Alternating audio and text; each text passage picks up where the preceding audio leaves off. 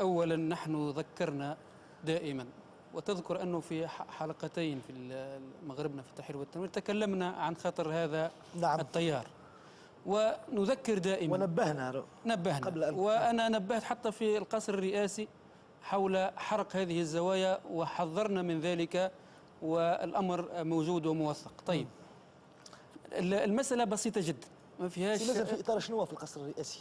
في إطار محاضرة قام بها يعني أحد زعماء الفكر الوهابي بتونس في اللي هو دعنا من التسمية. به.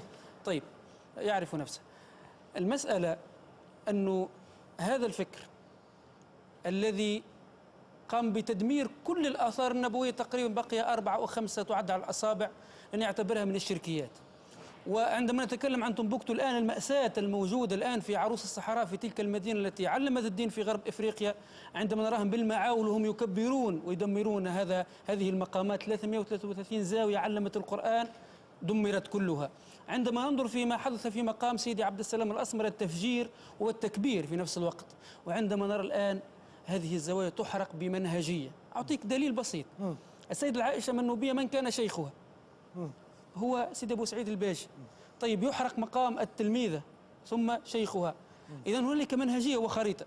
طبعا لا يخفى عن ذي نظر أن هذا الفكر يمكن أن يستخدم من غير مشربه، يعني يمكن لأشخاص آخرين بغاية توريط المجتمع التونسي ضد التيار السلفي أن يقوم هو بحرق المقامات. هذا محتمل جدا، لذلك لابد من تحقيقات. ولكن ما ندعو إليه أولا محاسبة المسؤولين عن هذا الأمر، ثانيا أن تتبنى الدولة وتبنى السلطة مشروع لحماية هذا الإرث الإنساني وهذا الإرث التونسي وهذا المكان الذي لديه قداسته عند من يعتقد في وجود قداسة له. لا نقصي الآخرين، لا تلزمني بالقوة إن كنت أنا أنتمي لهذا الفكر أن أتخلى عنه بالقوة. طيب، هل أهل إفريقيا كانوا كفار؟ يعني هل كل هذه النورانيات وهؤلاء العلماء الكبار، أن أحدهم هذا الذي حاضر في القصر يقول أن الزيتونة فسدت منذ القرن الرابع بدخول التصوف إليها؟ وهذه الكلام الغريب العجيب. الآن يحبرون المحاضرات حتى من بينهم، قالوا تاريخ مولد النبي تاريخ خاطئ لما تحتفلون به وهو تاريخ خاطئ. يأخذون الناس إلى إشكاليات. هل نحن اليوم في تونس أولوياتنا تدمير المقامات؟ أليس من أولوياتنا السلم الأهلي؟ أليس من أولوياتنا تحقيق أهداف الثورة؟ الخروج بالمجتمع من حالات التردي إلى حالات أخرى أفضل؟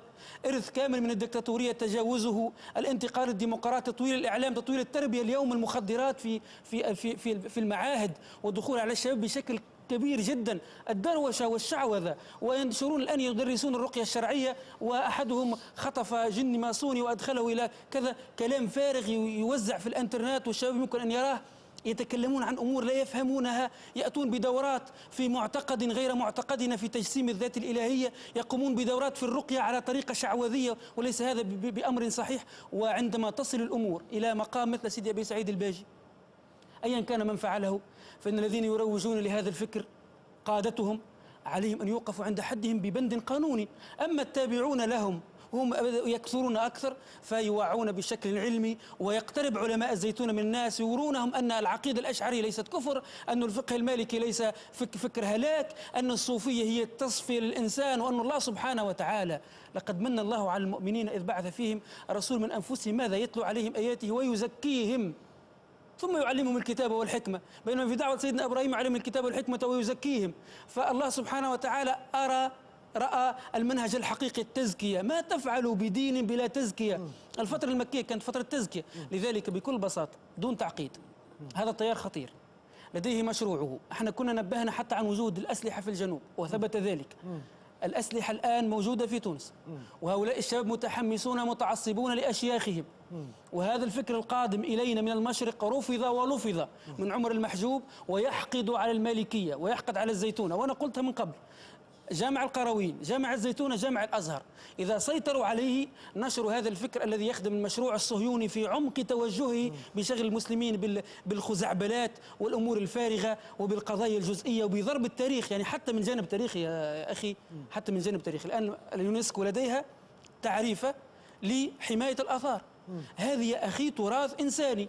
لنفترض أن هنالك مقام كبير جدا لليهود مثلا أو للمسيح أو لغيرهم في تونس، هل أنه سيدنا عمر بن الخطاب لما ترك الأهرامات كان يجهل الديانة؟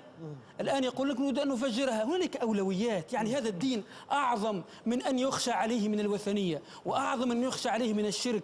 وإسلام أهل تونس أكبر بإذن الله في قلوبهم من أن يكفروا بالله عن طريق عبادة ولي أو عبادة نبي، لأن الله سبحانه وتعالى ضمن لنبيه أنه لن يعبد من دون الله ولن يشرك برب العزة في ديانة المسلمين وفي أرض المسلمين. بارك الله فيك. واضح سي مازن. نحب